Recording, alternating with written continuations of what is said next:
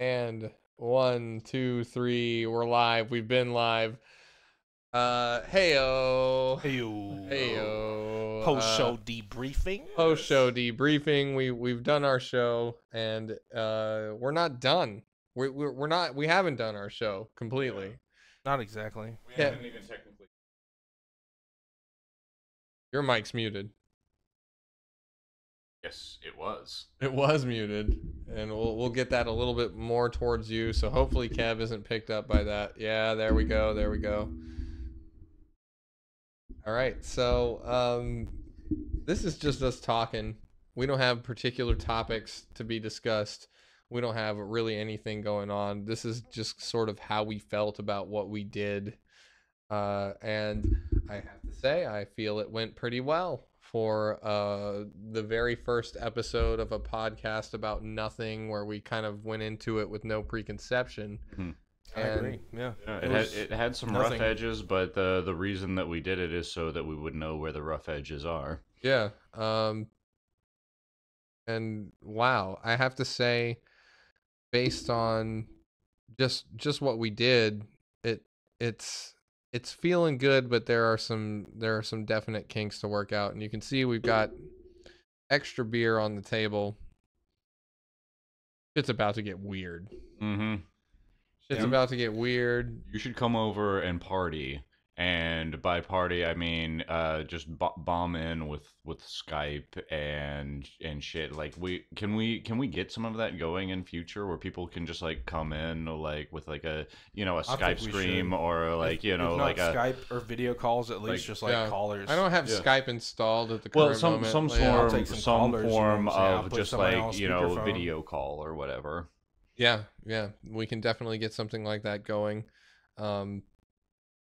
I don't have anything particular to talk about with regard to that. It's just something for future that we're thinking about. Having callers call in, paying a little bit more attention to the chat, which probably we need to do.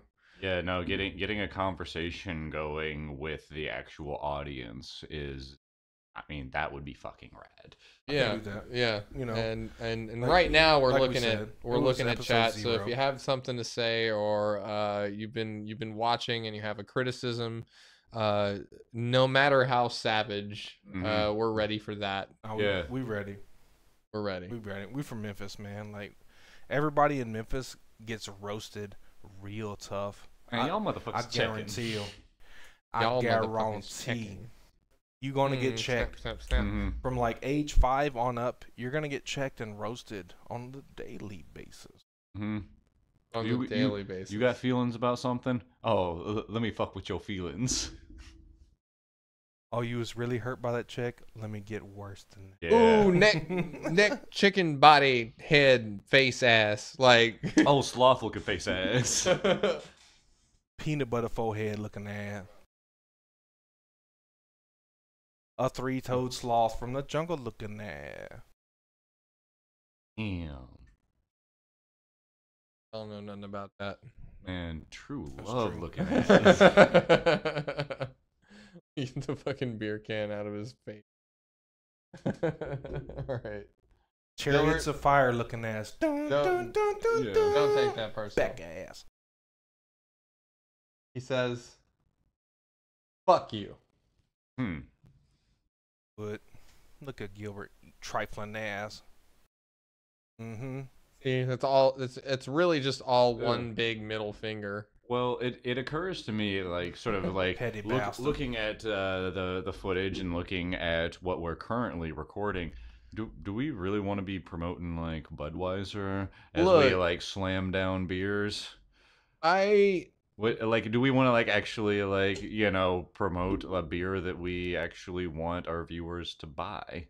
Because I like beer. I like the one that has beer in it. But if someone's going to be watching it and say, oh, man, those dudes are fucking cool, man. Like, check out how fucking cool they are, man. I wish I could be fucking cool like those fucking dudes right there. Those Chads. Like, they're getting all the fucking Stacys, man. Like, holy shit, man. I got to drink like them. Like, maybe we should turn them on to, like something a little bit more decent, Well, like since PBR, you want to be name dropping for and shit, fuck's sake. since you said Budweiser on the fucking recording, you know, I'm fine Oh, with that. wait, as long as they give us funding, we will advertise. I don't know. They're not gonna give us funding. They are not. We're yeah, pretty certain probably they're not. gonna give us funding. Well, maybe we could give it a shot. Let's just like write them a letter, give them a call. Let's be real as hell here, man. Like, I was sitting in line at the grocery store. Actually, I wasn't even sitting in line yet. I was in the beer aisle at this massive grocery store called Cash Saver. By the way, Save cash there. that's what they say. That's what they tell you. Here's how they get you. So this store called Cash Saver, their slogan is, "We're known by the money you save." But if you were saving money, wouldn't you not be at a store? You would not be shopping. Yeah. If you were actually Isn't that money. technically what saving is not spending? Well, it you're in talking general? about the raw definition of saving. So This is not to disparage we're getting raw Casaver, here. by the way. It's a good brand. It's a Let me- great place. let me say that this particular store is one that's known for just having a lot of diverse crowd. Mm-hmm. We'll put it that way. Yeah, the Cretans. The Cretans, the miscreants. So while I'm excellent people watching. while I'm looking for beer in this place, there are all different kinds of people in the beer aisle picking up all different kinds of beer, and you can break this down any kind of way that you want. But the ultimate fact of the matter is that most of the people that walked in there were picking up like Keystone, picking up Hams, picking up PBR, picking up a lot of type of cheap sort of stuff. Was I in there picking up PBR? Because I do that a lot. And this was right like here, the natural light crowd. this right here was kind of me sort of slumming it a little bit with regard to the sort of beer that I normally pick up. I normally pick up the cheapest shit possible. And the reason I do that is most of the time that I have to do this, I have work in the morning. And when I have work in the morning, I want something that's really light and cheap, because I can drink like 7 or 10 of them and wake up in the morning, and within about an hour or so, like basically like after the first 30 or 45 minutes of me being at work, I'm fully recovered from whatever damage I've done. It doesn't take that long to get back to functional. Yeah, no, and that's functional, minimum function. Let's be clear. Yeah, and I talk to some of my bros these days, and yeah, it's like the days of like drinking liquor are over. Is like, okay, no, just stick to yellow beer. Just drink yellow beer. You will be fine. You can drink as much as you want. You can still function the next day. It's all right, It's all right. That's the thing about liquor. Liquor in and of itself makes you want more liquor. So you're like inhibitions as far as gauging yourself on how much you drink just kind of go out the window. It's like, no, just drink it. Is there alcohol in it? Drink more.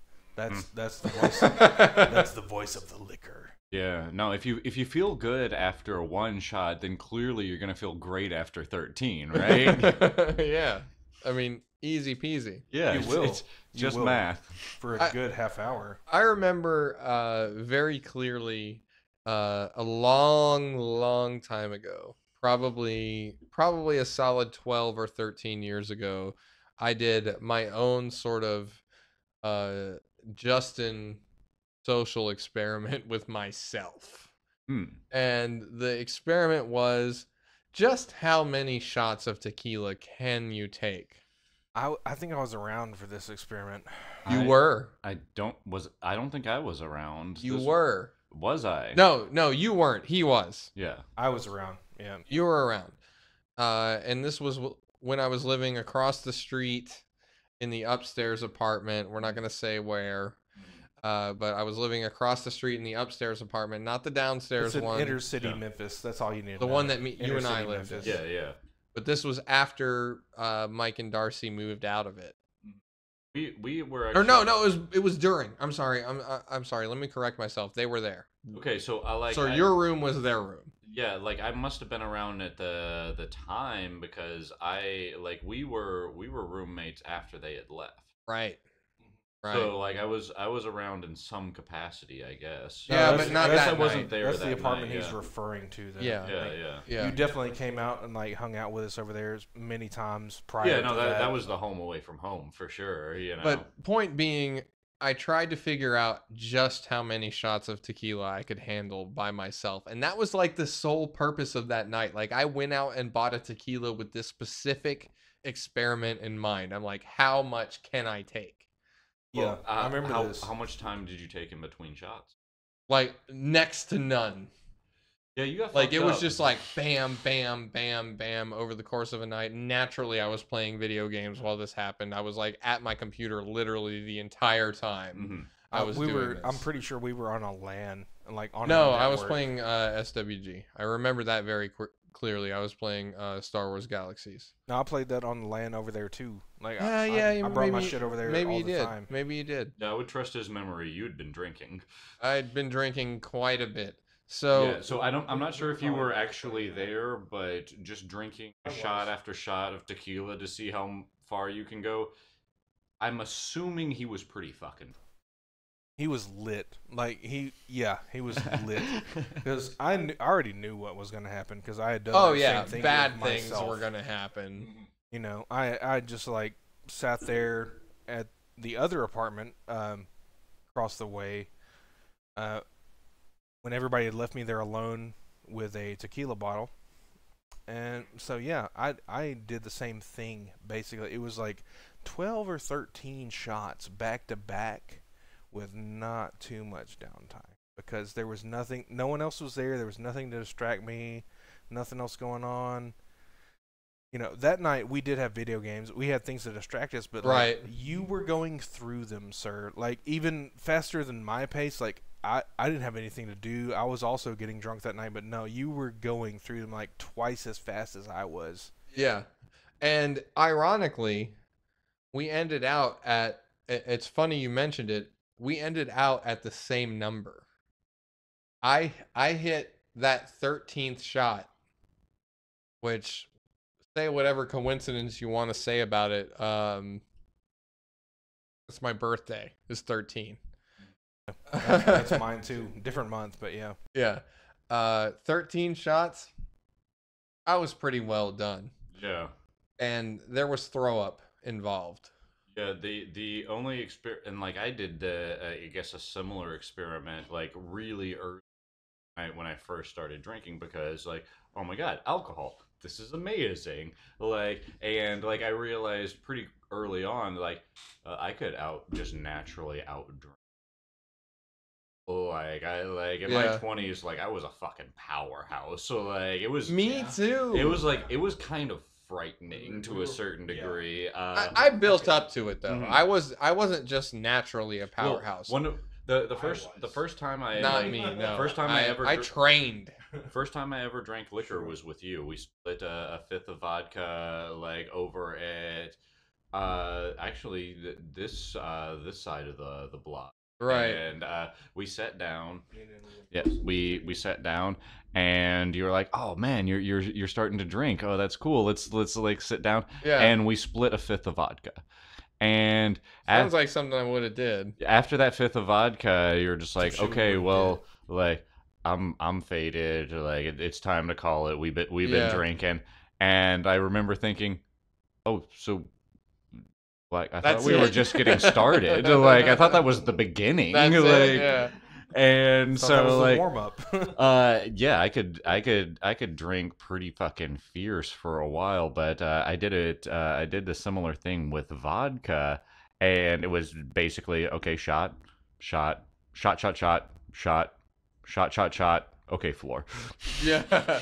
Well, here's the thing about me in particular, and this is just my own personal experience with alcohol, is that I can take the grain stuff way more. Like significantly, like 50% more. Yeah. When I drink the brown stuff, hmm not so much. Hmm.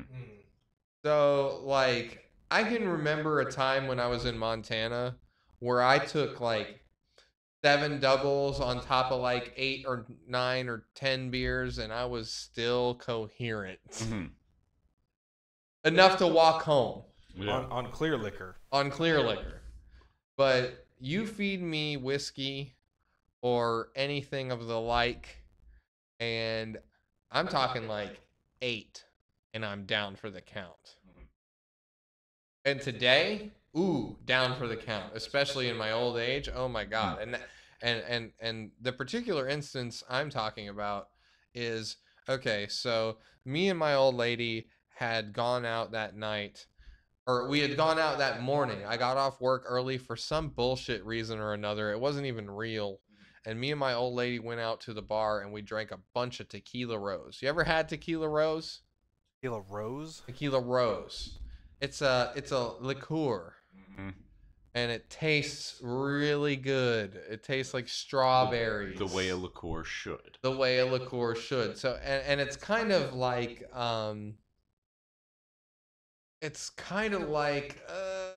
kind of milky like Kahlua, but it's I'm thinking sweet. like 35% like deceptively strong. Yeah, deceptively strong. And then later on that day, I went out by myself, and I drank 7 double absolute screwdrivers, and I don't know how many beers I had on top of that. Probably a minimum of 5. And holy shit, things happened that night. I'm pretty sure I got into a fight that got diffused really quickly by some people that were around me, because they're like, no, you really don't want to do this. You're going to get fucking wrecked. Like, there were all these things happening, like, and my recollection of this is very, very tough. And it was one of those nights where you have to get told by other people what you did. Yeah, that's a good drunk for. That's when you know you were Well, sauced. a Yeah. good drunk. Yeah, no, it was not it was not a good drunk. And I have some more stories like that where it's like I got so fucked up and got into fights, and you know, I think I've told you guys this one in private before, where I got into a fight with an Army Reserve guy, and he fucking destroyed me that night. And I woke up the next day with a knot on my head, my right foot completely black, and his cell phone in my pocket. Wow. So how that happens, I'm really not sure. Welcome to the viewer that we got while I was talking about that. But Wow.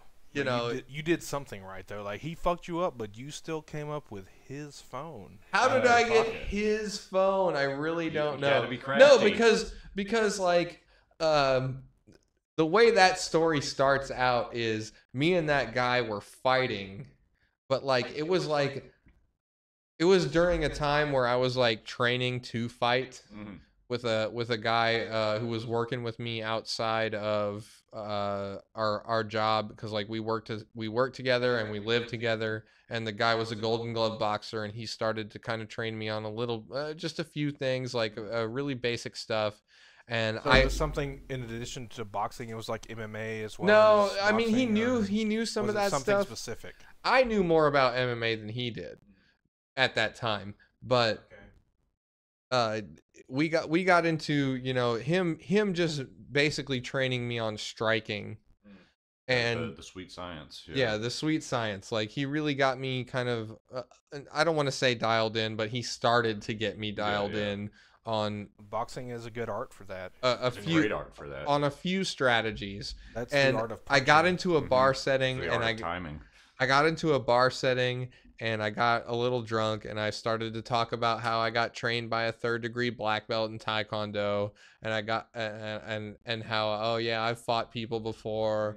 I can fight you. I can fight anybody. And like, Yeah. I'm seven double absolute screwdrivers deep after drinking, Oh my after God. day drinking, Yeah. and So you're in like peak physical condition. yeah, absolutely. Like, I'm invincible at that point. And You may not like it, but this is the peak physical Yes. condition. Yeah. you may not like it, but this is peak physical condition. That's good. That's So, really fucking good. I get into this scrap with this guy who's my friend. Mhm. He's actually dead now. He died out of cancer a couple of years ago. Yeah. Good. Army Reserve? Yeah. He died out. His name was I don't want to say his whole name, but his last name was Savage. Yeah, Mhm. and I doubt anybody of his ilk will ever see this, but I got into it with him, and maybe he's watching on his own. But I got into it with him, and he was your height. He was 6'3", 6'4". He had me by 50 pounds.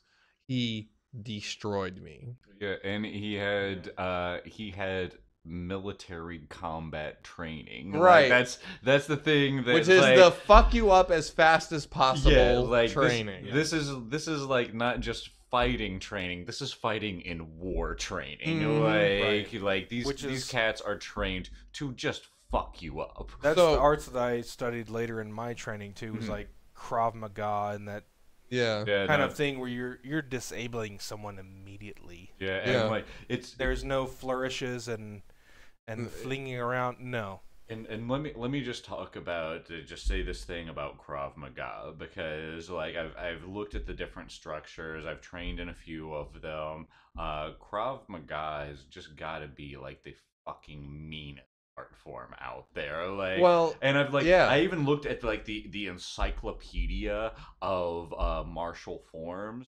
And you go through them as like, oh, you see like the diverseness of fighting, you see what their Mhm. strengths and their weaknesses are, and you get to Krav Maga and it's like, fuck man, that's mean. Yeah. Like, it's like someone grabs you by the shoulder, so you spin around, like fucking karate chop them in the throat and just like stomp on their balls until like they just scream for mercy and then gouge out an eye. Like, what the fuck is this? Yeah, You know, that's how Krav Maga is. mean. Like the old shit was based on like honor and all this other stuff. Like, Yeah, no, yeah. Krav Maga is I'm gonna break you the fuck down. Mhm. Please, as a group, come and fight me one at a time, because we are men.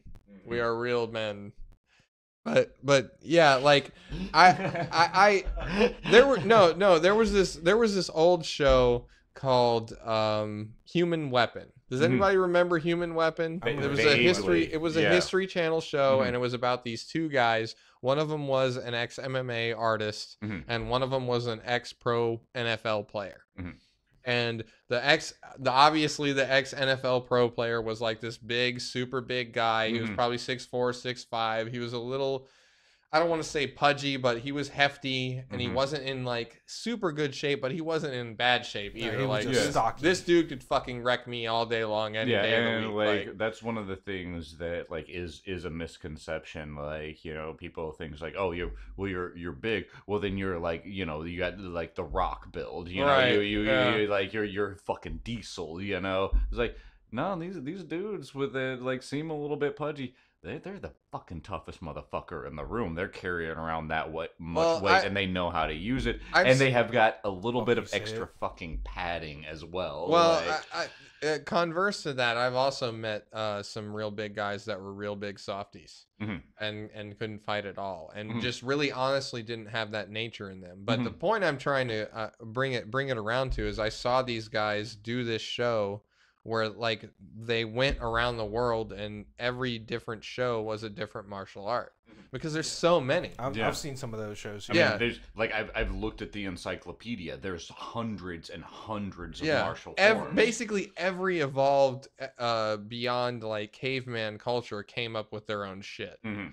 And these guys got to Krav Maga, and they were like, this was developed for kicking doors in terrorist houses when they don't know you're coming, and all they bring to bear is a knife. Mhm. And you just have, like, in full combat gear, you have to stop a knife Mhm. going in between your Kevlar.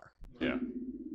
Like, Like the body armor is not going to help. Yeah. You're going to have to know how to deflect this. And not just defending yourself against the knife, but defending yourself against an assailant that only has the knife to kill you. And like, if they lose that knife for any reason, they'll find anything else around them to fucking kill you. So you dismantle their bodies so that they just don't have the option of picking anything else up anymore. Yeah. So going back to the fight that I had with this guy, I don't have a lot of memory about it, but I remember I was heavy into my study of Bruce Lee and Wing Chun and fight strategy in particular. And I had done a lot of reading. I had read Bruce Lee's book, and I had done a lot of reading online about how to fool people into bad positions in a fight and footwork and stuff like that. And I was doing it to him. Yeah. Like, I can distinctly remember kind of having that little dance about me where I was like, I was fainting in and he would fall for it every time and up his guard. And like, I had an opportunity to strike and I just didn't take it because I thought I was playing with him. Yeah. And he was guarding against every one of my proposed strikes, not because he was fooled by what I was doing, but because he could just actually block whatever bullshit I was going to throw. You're doing that? Oh, you're not. Okay. Well, you're just fucking with me. Yeah. And he picked up on that really fast. And when it came time to throw a single punch that fucked... When it came time to throw a single punch that was gonna fuck me up, he hit me with a really nasty left hook, and I wasn't ready for it, and I dropped like a fucking ton of bricks. And when I woke up, I was on the curb, and we all piled into his car, went and bought some fucking more beer from the convenience store, and kept drinking together. Yes, that's how you do it. That's how you're really supposed to settle differences. Yeah, exactly. It wasn't differences though. He was out to teach me a lesson, and he did. Yeah, exactly. And I woke up in the morning with all kinds of lessons. Yeah, and that's the thing is, like, sometimes in life you're gonna fight your friends, so like just straight up fight.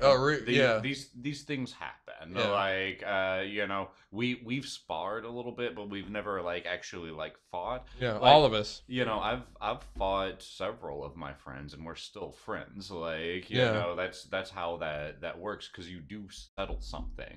It's like whatever animosity was built up, you whack each other in the head a couple of times. Yeah. One is clearly a better fighter than the other, and then you just go have a fucking beer because you were friends to start off. Well, here's what ended up happening out of that. So he and me and this guy were bartenders at the same casino. And you know, you work with someone, you ultimately most of the time end up hanging out with them, becoming their friend, especially in a small town where there's nothing else to do. And that typically should be the case. And let me say, for like whoever is listening to this bonus podcast, like keep that in mind. Like, you're supposed to go out and drink with your coworkers. So like, fuck all the bullshit. Like, go out and spend some time with each other, because fuck it, you're locked in a place together for money. None of you wants to fucking be there. So start bridging some of those gaps so that your job just sucks a little. You know? Yeah, that's a solid strategy. But what ended up happening, even if you don't like each other, you can at least shoot the breeze. Yeah, exactly. Yeah. Well, what ended up happening with me and this guy is that I became an extremely good friend of his family. His mom worked at the convenience store next to our casino. I just started calling her mom after a while. Really? Yeah. Or calling her grandma. She's still alive. Fantastic woman. Do anything for that lady. If she called me up today and asked me to do something for her that was really fucking necessary, I'd be on a plane to Montana. Fuck work. Like, fuck podcast, fuck anything. I would be on a plane to Montana to go and handle grandma's business, because she was at that time that important to me. And that's not family. Yeah. I would do that for my family too, but this lady is family to me. Yeah, no, it's not the family you're born into, but it's the family you grow into. Yeah, Like, Right. and a lot of your you family know, is outside of your blood. But yeah, I did there's family, there's extended family, and then there's extended life family. I You did know. computer work for these people for 100% free a bunch of times. Help them build whatever they need. They helped me buy my first financed car. No shit. Yeah, they knew a legitimate car dealer in Missoula, Montana, where I used to live, and they helped me get my first car. They're like, "Hey, we buy all our cars from here. We know on our word that we can get you financed, even though your credit's shit. Uh, go get a car from here." And I did, and I paid that motherfucker off. Like, Nice. yeah, it's the first loan, like big deal, 5-figure loan I ever paid off in my life. Yeah. Like, these guys helped me get this car, and I like because it came from them, I gave a shit enough about it, more than I'm probably normally ought to or would have. Uh, that I went out and I bought my own vehicle and got my own place to live, and these guys helped me through all of those struggles as I was getting divorced from my ex-wife. They helped me through that, and they were like, kind of, even though they knew my ex-wife just as well, because we all, like, this is a small town, we all worked in the same place. They kind of took my side really kind of unnecessarily, because no, really, because me and my ex-wife's breakup were really, it was very mutual. It was very I hate to put it in a term of like on the level, but like it was like, okay, At least it was civil. yeah, Yeah. it was civil. Like, people grow apart sometimes, or Yeah. maybe you're with someone for a long time and they don't end up being the person that you thought they were. And I'm speaking from her end on that one. Uh, what are we talking about? We're talking about just everything. We're talking about life. Everything and nothing. Anything. Yeah, we're talking about life, the universe, and everything. And we started this conversation on fighting, but it really became more about relationships Yeah, and with people. it's also A part lot of people the fight art with of that, conversation. so that is, fighting Yeah, for some people. yeah, And I think it's important for art of oral story. For a story to be able to naturally segue in, and so like more less of like, okay, topic, move on to this topic, move on to this topic, but create a flow of natural conversation, yeah, where one yeah, topic just naturally flows into the next based off of the thing that trying to convey and how it sort of correlates with these other, so like as we move forward, like the point of like, okay, this is our topic for now, this is our topic for now, this is our topic for now, going to start to fade away. That's going to be part of the natural progression, yeah, is that It already as we does get that. better Yeah. at like conversing, then we will get better at like, well, so yeah, we started off with fighting, but now we're talking about something else, and then 10 minutes later we'll be talking about something else, but it will be a steady flow of right. conversation, like it will be like a natural One sort progression. of We thing already will did lead that, into like, another. Yeah. in the live podcast. We already did that. Like, we would start talking about something, and go off on a tangent or two, maybe, Yeah, Yeah. and it just leads into some other things that are also interesting. So And we'll this just this is a expound on thing that. that is sure. actually a strength part of podcasting, like that the way that the art has to flow within the format, like that's I wouldn't say it's a strength, it's a natural thing that happen within, like, a several hour conversation with a person, Yeah, yeah.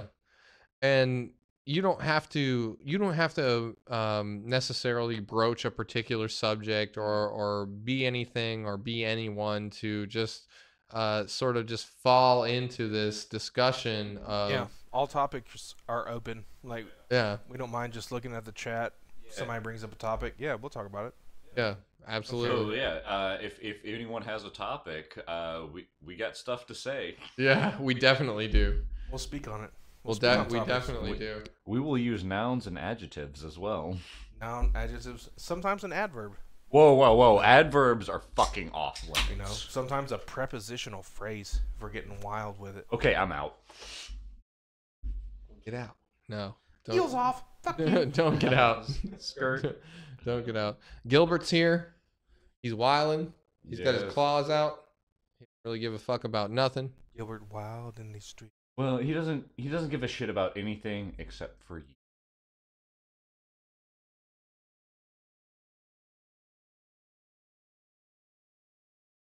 Everything else he doesn't give a shit a fucking about. Like Okay. he's fucking wilding Alright, in the we can work with streets, that. man. Yeah. That dude's tough. He's Still gonna fuck with you, Gilbert. he's got straight gats. He's Mhm. got straight hose. Mhm. Fuck with him. This is true. He's got You should totally fuck with him. He's Right? cool as shit. right here in this bottom claw on his foot, crack rocks. Oxymasa. If you're buying, he's selling. I'm just saying. If you need crack rocks, Gilbert's got you covered. Yeah. He's got you covered. Watching for them pigs. Split the weed. That can be some chips. Lick in your Dick. dick. Motherfuckers must be from the.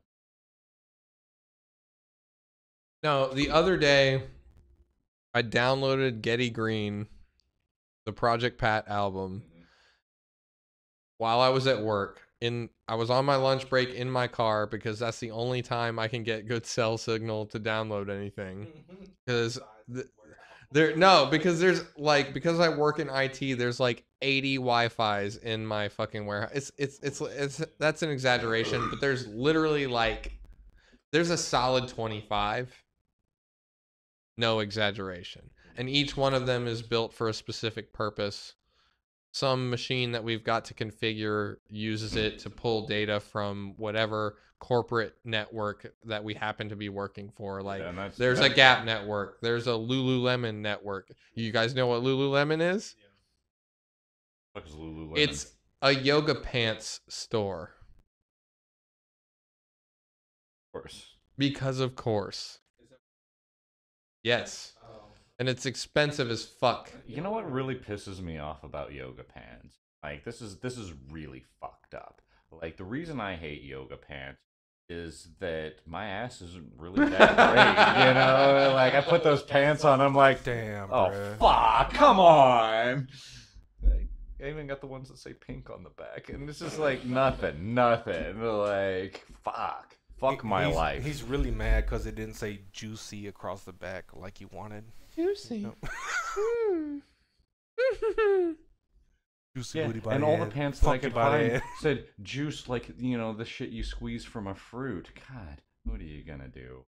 What are you gonna do? I mean, so, God, I forgot what I was talking about. Hot pink yoga pants buying ass. Fuck out of here.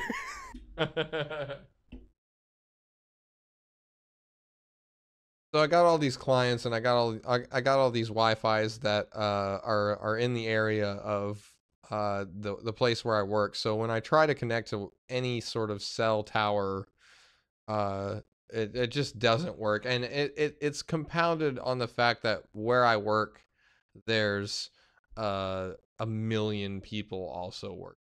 So the cell towers that I work around are congested as hell. These other people, they're drawing from the bandwidth from the same Right, they're networks. they're Okay. drawing from the bandwidth, and when like if I go to lunch at 12 o'clock and sit in the break room, forget about anything internet. Just forget about it because it's not going to happen. You just get a load screen for 30 minutes. Yeah, a Facebook load screen, which if you know about Oh, Facebook, yeah. Facebook preloads. Like if you have the app open just randomly while you're walking around or doing whatever, it preloads your content so that when you open the Facebook app, whatever the most nearest posted time-wise thing is, generally speaking, it tries to feed you things that it knows you'll like, but generally speaking, it's going to feed you the most frequently posted thing by your friend. first. And like sometimes I'll go to pull up my Facebook and just nothing, like a circle. And I downloaded Getty Green, a Project Pat album that if you haven't ever listened to and you like rap, you probably ought to have listened to. Need to listen to it. You need to listen to it. Yeah, that junt's the junt. It's the junt. And I dared my coworkers, who are all black dudes who love rap, to guess what I was listening to, and none of them got it right. Hold up, what track though? Like, what track was playing? I dared them to guess the album, and none of them would even take the challenge. Now, I've talked to these guys about rap before because you can't help but do it, and expressed my love for like Wu-Tang Clan and 3-6 before. But this is a specific artist out of 3-6 that has done a lot of solo work. Like, this is the album with Ballers on it, which was a multi-platinum hit. Like, I don't know if you guys ever remember seeing the video for Ballers. I think you probably do. Well, can you pop it up on the feed? I can pop it up on the feed. Gonna give a shit for No. doing that? Ballers, we be on some twanky, player hater get found, stanky. Yeah. Keeping big blunts of that danky. Big diamond rings on my panky. Yeah. Ballers, we be on some, like... Yeah, you know that shit. Hey! Let me get a packet of D batteries over here. Yeah, the D batteries. ¿De batería? The D batteries. ¿Eso es lo que tú quieres? No, no. The D batteries. D batteries.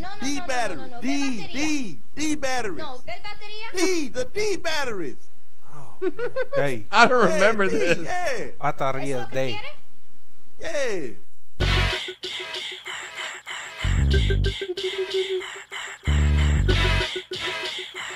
This is that Jason shit right now. That's what that... Always we be on some twankies. Player haters get found, stanky. Cheapin' that blunt, so that danky. Big diamond rings on our panky. Always we be on some twankies. Player haters get found, stanky. Cheapin' that blunt, And this is the original video for it. big diamond rings on our panky. Jumping off the tree, cheapin' on the scissor, sippin' on some scissor, just slung up his ass. But it was like Pat just being in like the hood with like chicks in bikinis, like not even like video models, just like some chicks from the hood who wanted to get He didn't naked. pay for Like, shit. He didn't yeah. pay shit for this. No. yeah, All like these he models paid for were the like, camera and like the crew, and that's it. Yeah, you could be in the video to do this, and they did it. Yeah. He didn't pay him shit. So I'm like listening to this, and these guys are trying to guess, like hungry hippos. We on some twanky. That was the whitest thing I've ever done. Anyway, It's up there. yeah, but I think you can get a little bit more crackerish. We prefer saltine American. That's the proper nomenclature. Fucking saltine American. We're That's good. saltine American. That's fucking good. so I'm listening to this shit, and nobody would even try to guess. No one even tried. They would have got it wrong. I mean, I'd get it wrong. Like, I know the artist. Like, maybe the track name. Definitely not the album. Yeah. And I grew up with the stuff. Well, there are some tracks on this particular album that you can just pick out, because like literally one of them is called Getty Green. There's this really uplifting track on this album called Life We Live. See, Kev knows it. Life We Live is like, wow, this is like maybe the first positive 666 Mafia song I've ever heard. It wasn't 666. It was just Project Pat. Well, 666 affiliated. Yeah, and was so triple like, six. I wanna, Yeah. I wanna like sort of like ask the official question, because from my understanding, Project Pat was never actually a member of 3-6. He was just strongly affiliated with 3-6. Oh no. Oh no. Is this incorrect? He was a part. No, he was definitely a part of 666. Yeah. For sure. Okay. Like the things he did solo on his own after that, yeah, that was a solo project. But nah, he was with 666. Yeah. Like just for my trivia, the reason I asked the question Thank you. is like Big he diamond wasn't rings like on my pinky, I pinky. understood that he wasn't an official member. He just like rolled with them for a while, but like did the guest artist thing, but was never actually like officially a member. Now that could be contested. Yeah, Depending like, on who you ask in the absolutely group. contested. Like that's why I posed the depending on who question. you ask in the group. Yeah. He was a part. Some people just say he was like featuring No. on their tracks. No. As far as I No. know, like I actually went to school. I'll tell you why. I- Because I went to elementary school with like 666 members, Yeah. cousins, like first cousins, direct families. So like, it ain't just like, oh yeah, they're my cut. No, Yeah. I went to school with their family. I hung out with these people. Project Pat was with them. For real. Like he would come over and just hang out and smoke a blunt and shoot the fucking bullshit with us. Like that's how close he was with them. Like it was like that. Yeah, no, and like that. See that, like it's weird because like that part of it is understood. Like I mean, they were fucking boys, yeah. for sure. But like when you get into like the technical aspects, it's like, well, who were the members of the group for this album versus like featured artist or whatever. Right, and I can't attest to that. Like he might not have been an No, official Yeah, member. No. and I any think point, Pat's like, in there without you know, question. yeah. They considered him a member, like regardless. Even after he moved out to California with Juicy and did all that weird shit. He's Juicy's brother. And yeah, not just like Yeah. He's like literally Biological actual biological brother. brothers. Mhm. Yeah, That's so- why I know, even though he still makes all these ghetto ass mixtapes, is like that motherfucker will never hurt for money ever again. He's just Ever. trying to get his own, Yeah, like you do. like you do. Nothing wrong with that. Yeah. And it's all about. But yeah, the he is hustle, he it's is all about blood making that brothers money, with but Juicy it's- J, like same parents. Yeah, Not even just same daddy or same mama. No, they have the same parents. He is his brother. yeah. Okay. And that's Juicy J's brother. Okay, so that sort of settles it. Kind of my question was like, what is the actual relation Project Pat and There was blood ties, and there was also like deeper ties than that because he was just a cool motherfucker, dude. Like, Yeah. he was down like that. He wanted I'm- to see I'm everybody sorry, come up. And, But like, if you can- that's the one thing that I do know is that as far as like real life goes, yeah, totally. Like I mean, like he was part of the fucking team. I'm Like, sorry. They were part of his team. Like he was. But on paper, like, what's the actual definition? The- I- The- was- Yes, that's Yes. what we're saying. To me, We got to this. To me, Yes. if you can consider Crunchy Black a member of 3-6 Mafia, you have to consider Project Yeah, Pat okay. a member Point of well 3-6 made. Mafia. Absolutely. That's it. Yeah. Because Crunchy Black is one of the worst rappers I've ever had, but in the most endearing way that you Very can possibly endearing do way, it. Now, he wasn't connected by blood or like anything like as close as Project Pat was, but just because of who he was, they accepted him. Not Like, even that, his because flow was kind of trash. Everybody can listen to his flow. Yeah, I love yeah. this guy. You know, I love his raps, but they were trash compared to the rest of the group. They were fucking trash. yeah, But he was great. He was a great guy. because you'll be like, oh shit, Crunchy's verse coming up. Yeah. Crunchy, oh god. Yeah, but isn't this the guy that fucking left the group because he was like, nah, we ain't recording with Justin Timberlake? No, actually, that's Like, not what am I- happened. Like, what happened? That was a money-based thing. Why he Yeah, left the group. yeah, it was 100% a money-based thing. Paul wasn't paying him what he felt like he was owed. Right. That he felt like DJ Paul was like hoarding the money from him, kind of. Like, have you ever seen the Crunchy Why Black? would a producer do that? Have you ever seen the Crunchy Black talking shit video? I swear to No, God, I I've shown. haven't. I swear to God, I've shown this to you. Like, okay, Okay. We're about to do a thing here. Lost in the sauce. This is the first video. I'm not going to play this. We got to go to part 1 first so you can understand. And we got to drag it to the appropriate window so that we can fully understand what the crowd dealing with here. Yeah, and feel free to jump in at any point. We got stuff to talk about, things to comment on. It's going to be amazing. Ask us questions. Find the play button. No, I don't. Hang on.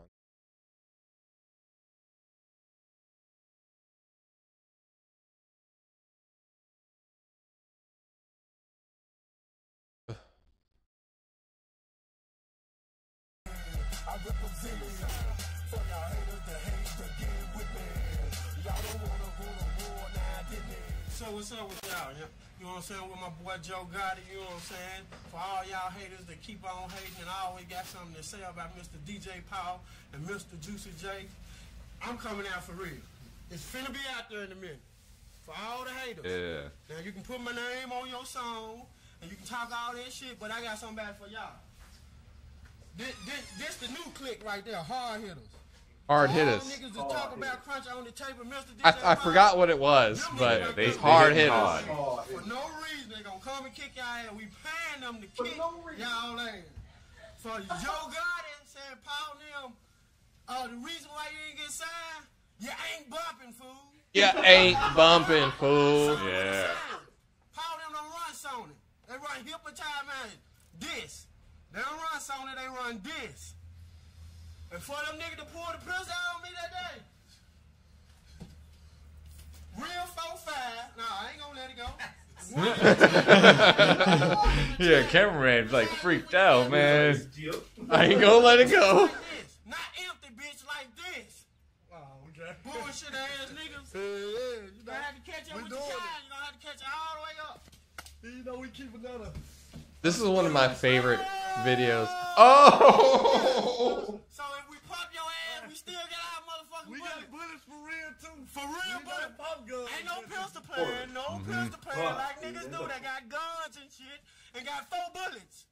Stupid ass bitch. I get rich. Shaq, Boo, Coop, all y'all. I'm talking squad. I'm talking all the hoes that talk shit. Lil Fly. Anybody else who wanna talk shit and bring an album out. My album finna come out, y'all know how gangsta I am. Bring it on, bitch. Hot hitters. Now that's one thing I'm not confused about at all. Like this dude is hanging out in some apartments. Like just some random look at this shit. That's some random ass apartments. He's just hanging out in the hood with his homies, like just chilling. That's Crunchy Black. This is like a 6-figure rapper here though. Like this guy has he's probably made millions. Like, okay. No, he actually says where it is later in the video. Like he actually says exactly where it is. Don't do shit we say all the motherfucking tapes, nigga. Cause y'all know what time it is. Ain't no such thing, no spinners, no motherfucking, what do you call them? Spreeware. One motherfucking thing. Riding spinners. No motherfucking spreeware. That's just something y'all bitch ass boys made up. Haters, catch up with your kind and stop riding runners. Stop playing the motherfucking game. Get your motherfucking money for your goddamn kids. Alright. Trick ass bitch. Alright. Alright, there we go. So here's what we're gonna do. We're gonna do Crunchy Black net worth. Let's find out how much Crunchy's worth. So he's actually older than I thought. How old is he? He's 48. Getting on up there. Yeah, he's getting on up there. So how much is Crunchy Black worth? Now, one thing I will say that this man can do without equivocation is gangsta walk. This man can juke. He can juke. Like, you That's put true. him in any That's true. competition with these juking ass dudes that you see on like these dance videos and stuff, and this is stuff that I've looked up recently. Crunchy like, I don't want to say he invented it, but like But No, he's he's got part it. he's of a that wave. pioneer. He is Nah. a pioneer in For real. juking. He's one of them old heads for juking for real. He's one like, of the old head like that's a you Memphis can, thing. You can man. go on Yeah. you can go on YouTube and find G-styles. you can go on YouTube and find old ass videos of him talking about juking. Yeah, I mean, a lot of people call it a lot of different things. Like Yeah, in like, Chicago, then, they like, call it it- footwork. You know, they might call it something else. Right. Up in New York, Stepping. Mm-hmm. stepping, shuffling, all that shit. Uh-huh. But really, juking, that's that's a Memphis thing. Mm-hmm. That's a Memphis thing. It's different. It's a little different. And you know, juking has been on Broadway. I do know that. It's been on bigger platforms than Broadway. Lil Buck, if you know, he's a Memphis juker and Mm-hmm. kind of sticks to that old Memphis style. Most definitely. Yeah, he's with it. Yeah, he jukes to like classical music, and that's the level I'm on. Like I can juke to Yeah. anything. I will juke to that.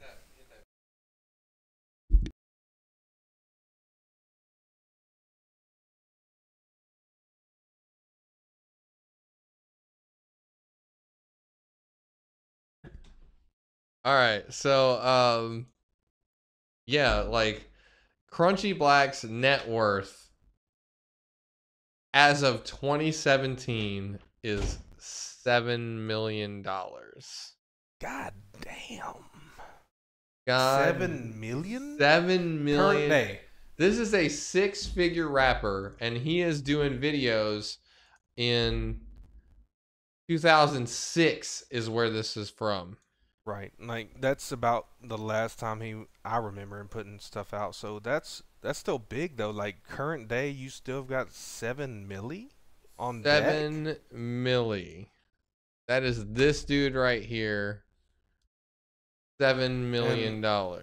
This was years ago. Like since then, he has been shot in the face. He survived being shot in the face point blank and I put didn't out know. another album. I didn't know about that. Who got these record labels and don't know nothing about rap, but all the thing they know about how to gram something up and put something in a bag. Better get you a real producer, dog. Dope dudes ain't producer, dog. Just like hoes.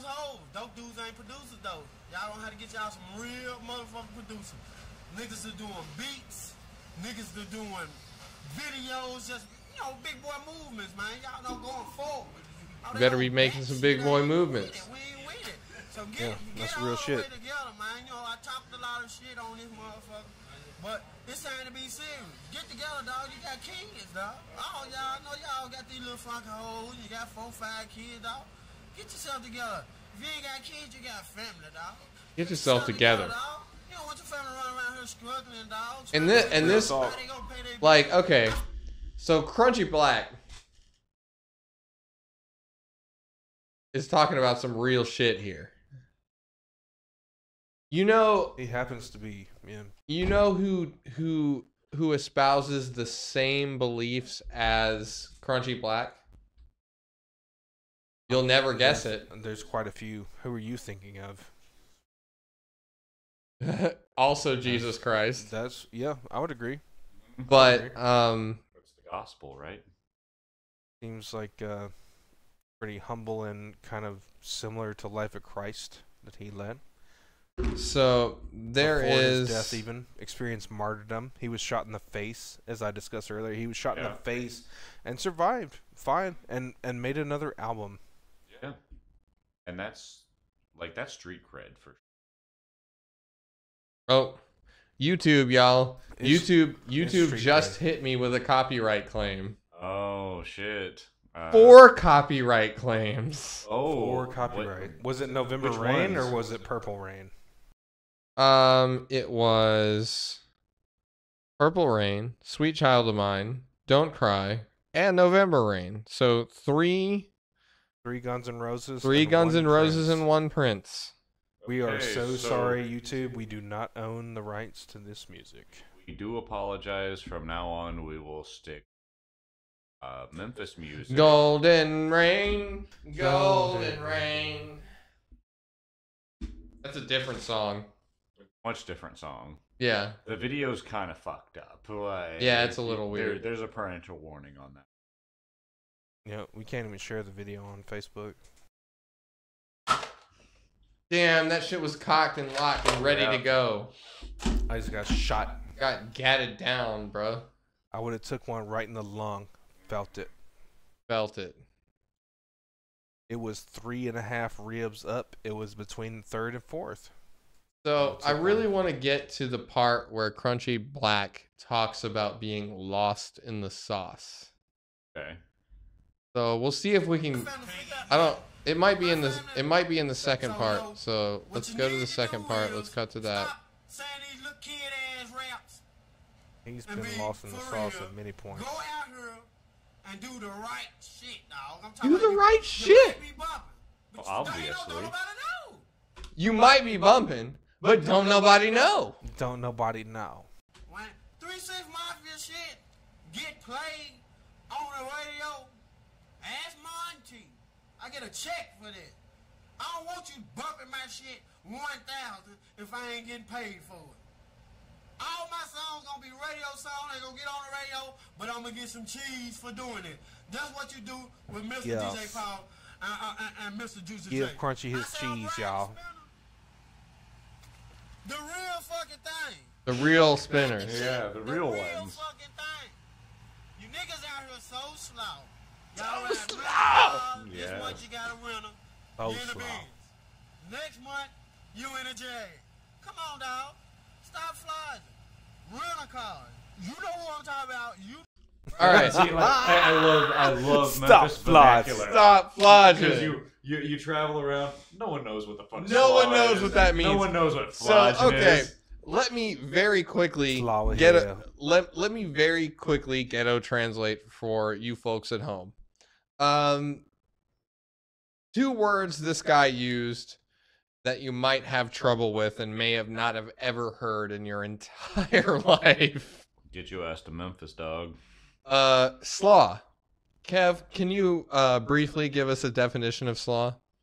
Slaw is very versatile. It is a Memphis term. It can be used to describe anything or any action, any adverb that you wish to apply to. It's real. You can be slawing. Somebody can be slaw. You can be slawing ass motherfucker. Or they can be doing the slawingest bullshit. So however you want to use it. Slaw is there. Yeah, but it has a negative connotation. Like if you're slaw, Okay. you're full of shit. Like Okay. you're doing something wrong. Slaw is not good. Slaw is not good, y'all. So don't be slaw. Slaw is bad. Gilbert's not slaw. He's sloth. And that's a totally different thing. Mhm. All right. So there is one other word that you need to know. You have to know. And I'll define this one. And that's flogging. Now, there is a couple of spellings and definitions for this word. If you are flogging, that means that you are not doing what you're supposed to be doing. You might be lying. Grab me one. Maybe you were supposed to be somewhere a half an hour ago, but you didn't show up. When your drug dealer says he's going to be there in 30 minutes and he's there in 3 hours, he's flogging. A goal of yours should be not to flodge. You want your perks to read 0% flodge. Don't flodge on people because it's generally just a bad idea. Yeah. People are going to get mad when you You're gonna flodge get on them. pissed. They get real mad. So don't flodge. How many of those are left? One besides these. Okay. That's acceptable. So we're starting our anti-flodge campaign. Anti-flodge campaign.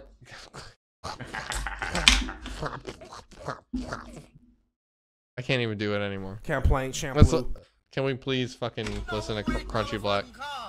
You know who you flogging about to tell them that's your car. Stop flies, dog. Y'all niggas need to get for real, dog. It's hot out here. We grown motherfucking men now. Does get hot out here. Real. Y'all ain't signing no deal unless it's on TV, bitch. Y'all other bullshit. Can you dispute it though? Sounds like truth. They signed to Puffy, we signed to Sony, and y'all signed to shit. So catch up like we did, or get down with us, or something. But you already been with us, you lost. In the sauce. That's what we say when you just in the stock. Right here. Stupid. You don't know how to manage your money. You don't know how to do the right shit. We call you lost in the sauce. So when you if you don't know how to do the right shit, tell them what they are. He said something right there. You slaw. He said what though? He said you lost in the motherfucking sauce. You lost in the sauce. If you don't know how to do the right shit, you lost in the motherfucking sauce. That was a quote. You need some gas money, or you need something to eat. Think to yourself, man, Crunchy said I'm lost in the sauce. Lost in the sauce. Man. Fuck you, PSA of the fucking year. Yeah. You need some money. You need something to eat. You signed to a record label. Baby, you lost in the sauce. Lost in the sauce. Lost in the sauce. When you got Fuck to call you, somebody man. and get a ride, when you used to have videos and shit, you're lost in the sauce. If you used to get checks at the motherfucking frame and can't do shit for your kid's birthday, you couldn't get motherfucking shit for Christmas, shit like that, you lost in the sauce. Hold up. If you can't rap on nobody who already know shit or be on the video, you're lost in the sauce. If you can't sign a real fucking contract, you might be lost in the sauce. We got a song on our album say, kill yourself, stupid ass nigga. You had that shit in the life. Yes. Kill yourself. Kill yourself. Kill the fuck yourself. Kill the fuck yourself. Oh my fucking god, yes. Glad. Oh, that's amazing. What you talking about? Stupid ass nigga, so kill yourself. I'm fucking y'all bitches for a long time. Ooh. So I'ma kill myself. It don't get too much more Memphis than this right here. No, you actually, I don't know if it's possible to get more Memphis than this. And like even cats that I run into in other parts of the world that I know from here is like, oh, you're living here now. Like, yeah, kill yourself. Murder yourself, my guy. Yeah, apparently that's just a thing that we say to people. Go off in your ass. Nigga, take the screen away from that your motherfucking back. You're a puppet. No, like what I want to know is like, there's very deliberate cuts in this shit. Mm-hmm. Who edited this? He's not at liberty to discuss who edited this by pleading the fifth in a previous case. So they just kind of show up in their homeboys' fucking apartments in the hallway, clearly, and just start filming. And just start talking shit. Yeah. Start talking mad shit. Dude, like I said, this is a 2-part series. Okay. Story time. I went down to Melbourne, Florida to hang out with my auntie. And my nephew, who is a mid-20s guy, and my little brother, who at the time was maybe 18. Is this a coastal city? No, it's Central Florida. No Carnival cruise there. No Carnival cruise, but also you can drive like half an hour, 45 minutes, maybe an hour and a half at the most, and be at any beach you want to be. It sounds like any city in Florida. Really, you can just drive to the beach. Yeah, you can drive to the beach. But my auntie's house is beautiful. And when I say beautiful, like when you take a picture of the landscape of the backyard of this place, you have a pool, a hot tub, a pool house, and some expansive land around it that looks like it's green, it's lush, it's like some Jurassic Park shit. Yes. Yes. So I'm at my auntie's house, and the inside is just as good as the out. There's a bar. There's I got taught by a Cuban guy how to make a real mojito there. I've been a bartender for, on and off for a long time. This guy taught me how to make a real mojito with mint leaf. Like fresh grind. yeah, like the way you're supposed to. The way you're supposed to. Like I learned a lot in this place. And I played this video for my mom, my auntie, her husband, and my nephew and little brother because they have never seen it. And guess who has Lost in the Sauce as their permanent vernacular from now until the end of time? Well, all of them. All of them. Yeah. Yeah. You got lost in the. They got lost in the sauce. They got lost in the sauce too. Yeah. Like just off that group, I was judging really like. Good. I'm gonna think the most unlikely person, so your mom, and you're like all of them. I was like, God damn, all of them. All of them have seen this video, and I'm not talking about just this one. We watched both of them. Mm-hmm. Everybody in my family knows what it is to be lost in the sauce. Mm-hmm. I'm not sure you can get quite more Memphis than that. Yeah. Very good. It was more now. I think she's been here longer. She's been around here longer than Memphis, or no, longer than New Orleans. Yeah, or fairly close to it at this point. Well, the thing about my mom is that I'm sorry to say it wrong. New Orleans, because actually people from New Orleans don't say Nowlands. It's New Orleans. Yeah.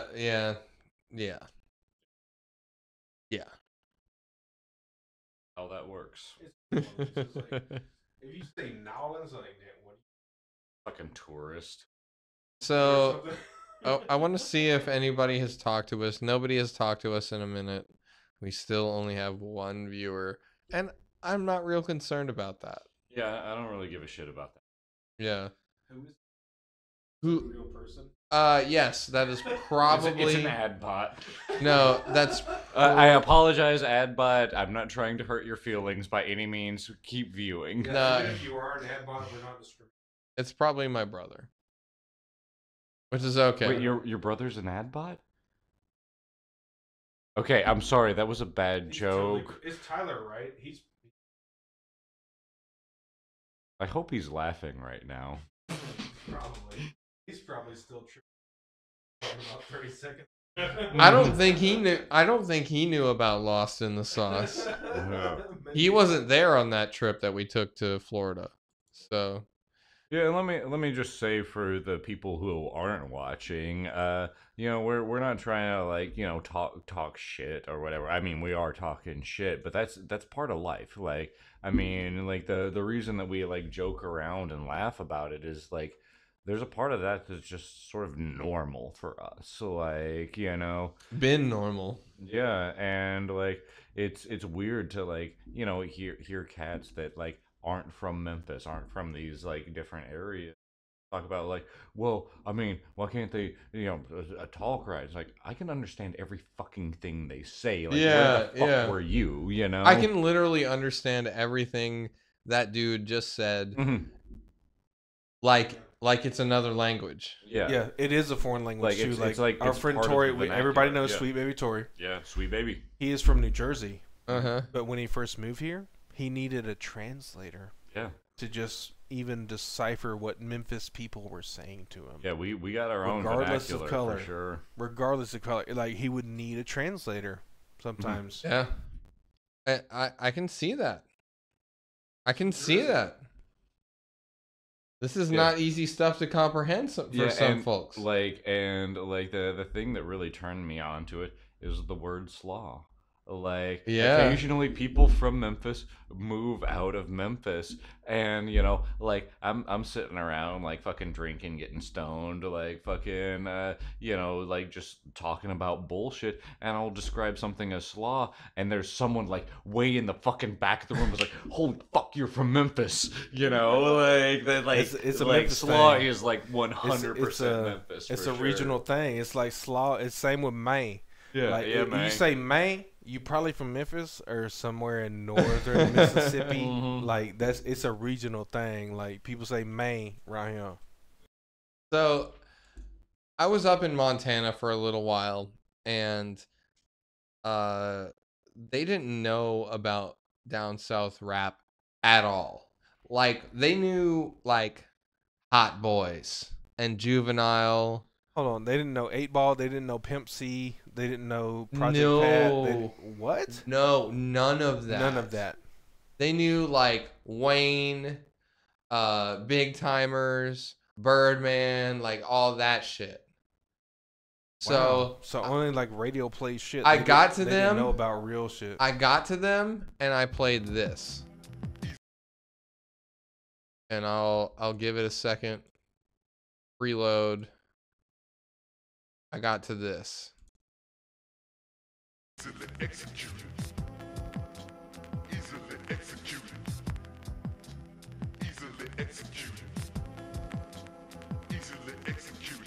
Cracking niggas' jaws, running holes into walls, punks begging for they lives, motherfucker. This right here, like this to me is like really close to my heart, like quintessential Memphis rap. Listen to this. This is a 4-track. This is the roots of Memphis rap. This is right a here. 4-track in somebody's mama's basement. Yeah, and that's like, you know, motherfuckers want to talk about like the birthplace of like music, Memphis. They don't understand. Yeah. Like, you know, the home of the blues, birthplace of rock and roll. What they don't understand is like outside of Elvis on his like best of days, none of these motherfuckers had money. Like, Yeah. all these dudes were fucking dirt poor, trying to figure out how to do something to like fucking make rent. You know, Right. like Well- what is blues music? Blues music was motherfuckers from Mississippi like driving up and like fixing flats so that they could get to Memphis because there happened to be a recording studio so that they could like actually And it's only like gotten worse from there. play Like, music. Like Music that is could not be a recorded. lucrative business to this day. Like it's still not. Well, any kind of art, really. You know, you might And, want to like, take that back. Memphis in particular has this weird thing because, like, you know, again in my travels, and I know you guys like heard it as well. It's like, oh, you're from Memphis, you're like fucking Music City. It's like, no, go there. There's like almost no fucking music. You're like your fucking town, the city that I'm in, the fucking town that I'm in has a better music scene than the fucking birthplace of rock and roll and the fucking home of the blues. Right. Our music scene's That's how it kinda is. fucking boring. There's no metal. Like the metal scene in Austin or even Birmingham, Alabama is better than the music scene. And I'm not even talking about like the metal scene. Like, you know, I love metal, but like music in general. Like, I mean, we got the rap game on like fucking lock, but like as far as Not being really, a though. music city, like we don't really have shows. Like, and that's kind of No, weird. Memphis doesn't get a lot of credit. Like, I mean, people like- have come out of Memphis. Like, sure, Yeah. 3-6, Project Pat, fucking, you know, some people, you know, Sorry. get some clout, and I don't think that was like from just being No, from Memphis. I mean, like, isn't you Mastodon Yo Gotti, Memphis? No, Yo that's Gotti, Young Georgia. Dolph. Didn't they record here a lot though? They toured here, and actually Lev got to, but no, they're from Georgia. What about They make good music down there No. too. Some Yeah, places no, they make some Georgia's good music. all right. Like, I Like, ain't talking shit about Georgia. Georgia and Alabama, yeah, there's still some cool people down there. What is it? MGMT apparently. Guys that had that one or two songs. There's yeah. one, my homeboys from Alabama, they're called New Masters of Evil. It's a really good like. Yeah, I like the name. Thrash. Like It's- send to me, them my way for sure. I'm Like, sorry. I'm sorry, y'all. I don't really remember what genre y'all call yourselves, but to me it sounded like thrash death. It was like death thrash metal, I like it was thrash and I fucking like good that, shit to so, me, dude. Yeah, like hook that Like- shit up for sure. and yeah, they were my homeboys. This is them. I got some good merch. Oh, See, this is the kind of metal I take a little bit of issue with. It's just a cacophony of sound, and sometimes that's good, and sometimes it's just like, well, you sound like everyone else that's trying to do this, and you can apply that to any genre of music. Yeah, but I was about to play that card. yeah, Yeah. but like. I feel like metal is really super guilty of this more than other genres. I would disagree. Like, I think it's equally guilty from other genres.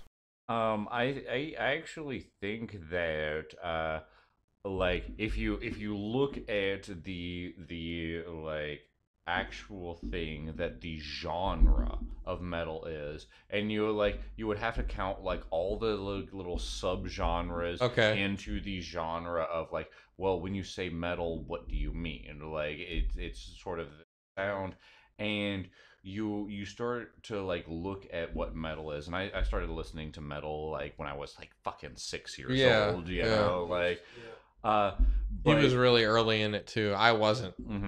I didn't touch metal until I was like 13, 14. Oh shit. Yeah.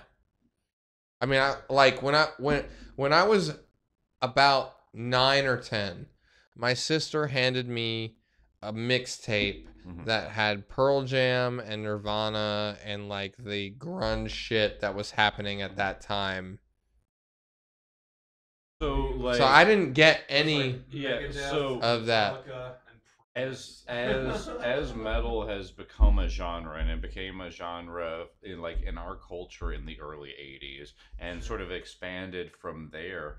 But like when you look at it and like sort of see like the different things that people are doing, like when I talk about music theory, thing that music can, like when I get like dyed in the wool, I'm talking to old school jazz heads. So I would say that like, if you gotta respect jazz. If you can play jazz, you can play anything. If there were a form of music that was more open and simultaneously more technical, then you're bridging that whole jazz thing, that thing where like you can do basically anything, and you sort of like there's a correlation like the musical, and like some of these cats are really amazing. I started listening to this band Portal recently, and they're an Australian band, absolutely fucking amazing. You listen to their album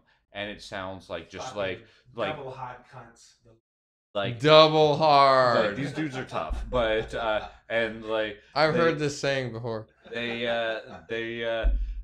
Their album mostly sounds like static. Like it sounds like this like dark, oppressive. It's the cacophony sound that I was describing earlier, maybe. And then you see them play live, and they've got like these fucking 12-string guitars, and like their fingerwork is yeah. Actually, and witnessing the method to the and you actually get to see, holy fuck, you figured out how to strategically play static. Like normally someone needs to like fuck up big time. You figured out how to musically create a sound that instruments like there's something impressive about the genre. There is, but at the same time there isn't. Like you can't yeah, but Meshuggah falls into that category, and I don't think, don't get me wrong before I say this, Meshuggah falls into that category of math metal, but I don't think it's math metal. Like their shit is not based on algorithms. They're that's a much different pattern. Their structure is based off of like the metronome and trying to break it. So, right. Okay, so we understand the metronome. Like, how can we break that instrument in our structure? Right. And that's just one band. Like, you know, as you dial in more like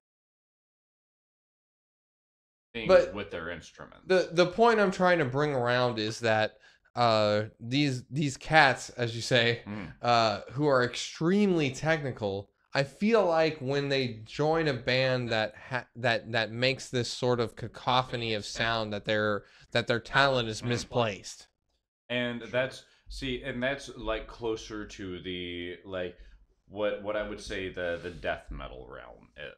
And again, it cuts into more just common like than you would think. different like subgenres, but like some of them bring stuff in. Like I started like getting back into thrash metal recently, and thrash metal, like once you get to like mid '90s, like you're really like sort of scraping the bottom of the barrel, and it seems like there's like a recent resurgence in like what thrash metal is. But you go back and you listen to these cats like from the '80s, and they're like they're doing like ours. Like I mean, they're like they're taking like what you identify as classical music, and they're sort of changing it in a way, and they're taking that you identify as clearly classical music, something and that predates those styles. They sort of change it, and then they mix it with their speed. Like turns out I can play all of these notes perfectly in this amount of time, like sort of play, and not to the Portal level where you listen to it and it's like, okay, so this is like Spanish guitar, like in a way that the gypsies couldn't play, and like there's flamenco, there's a technical skill there that just like the gypsies were applying to match it with sitars. The point I keep trying to bring this discussion around to is, I don't care how technical you can be, and I have the ability to recognize that talent. But if you don't bring some order to it so that other instruments, including vocals, fall into a category that makes something like all-encompassingly beautiful, then you don't really have anything. So it sounds because you're operating in a space that's massive. So it sounds like you, as an audience member, are probably more into melodic death metal and folk metal. You have it. Yes. And there you have it. Metal will give you those. It will. Like, I want to listen to Merker. You know what I mean? Yeah. Give this band. It's an Australian band, Bellacore, a shot. Like they're melodic death metal. Stone's Reach is the one I started off with. Most of their albums are pretty solid, but they have that definite like we're making music. That's what I want. Yeah, and it's there, and there's a ton of it there. It's important to say that, like, that is my opinion. Like the gay like parentheses but at the same time, thing like, that you say. Cheers, bro. You know, we grew up with Tool, man. Like there's that's a what I certain want. thing that we're looking for. I grew up on a few other things. Like I'm looking for a specific. But like when you're looking for certain sounds, when you're looking for like certain feelings in music, genre and the subgenres really,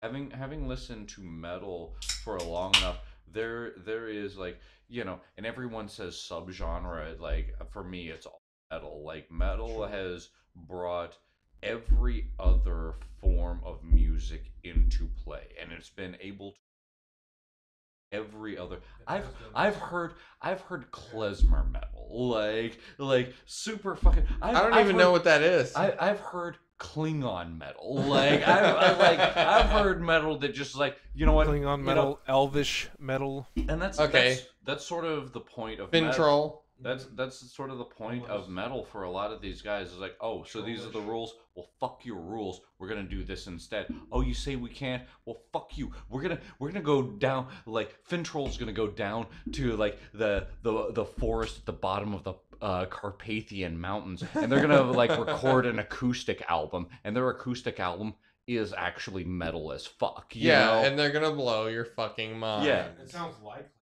It happened. You should listen to the album. It's actually really good. All right.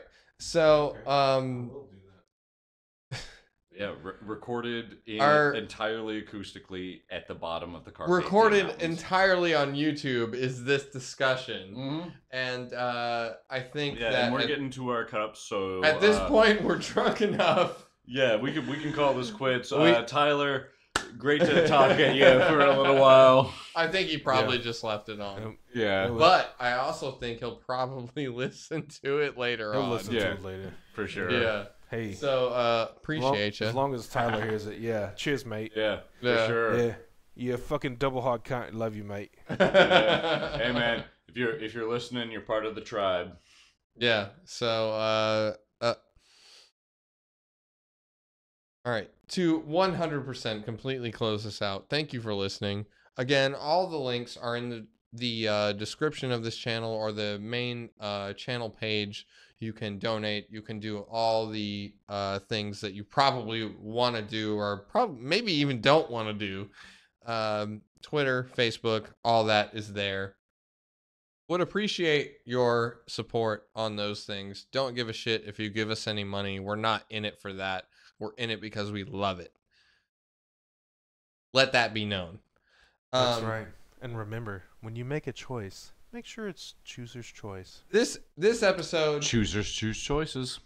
This episode is brought to you by Chooser's Choice. You don't always have to choose choices, but when you make choices, you need to choose the choosiest choice, because if you don't choose the choosiest choice, then you lose. That's right, folks. If you don't choose, you lose. And we'll close on that. Thank you for watching. We love all of you tiny little goofballs. Peace.